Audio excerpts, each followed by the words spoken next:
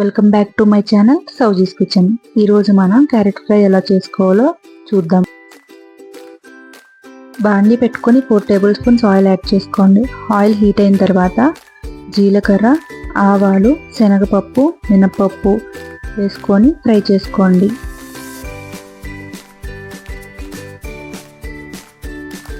Fry అయిన తర్వాత వెల్లుల్లి రెబ్బల్ని యాడ్ చేసుకోండి. 2 ఎండుమిర్చి యాడ్ చేసుకుని ఫ్రై చేసుకోండి. కరివేపాకుని యాడ్ చేసుకోండి. 4 పచ్చిమిర్చి యాడ్ చేసుకోండి. చిటికెడు పసుపుని యాడ్ చేసుకోండి.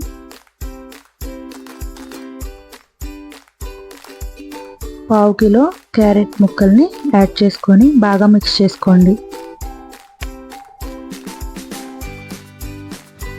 5 నిమిషాలు మీడియం ఫ్లేమ్లో మగ్గనివ్వండి. మిడిల్లో మిక్స్ చేసుకుంటూ ఉండండి.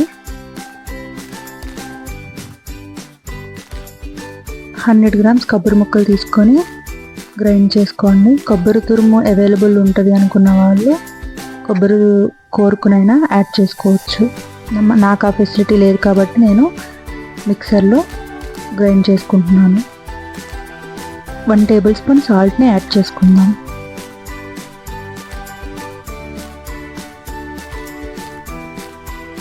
100 గ్రామ్స్ కొబ్బరి తురుముని యాడ్ చేసుకోండి. బాగా మిక్స్ చేసుకొని ఒక 3 to 5 మినిట్స్ మగ్గనివ్వండి. అంతేనండి, ఎంతో సింపుల్గా రెడీ అయిపోయే క్యారెట్ ఫ్రై రెడీ.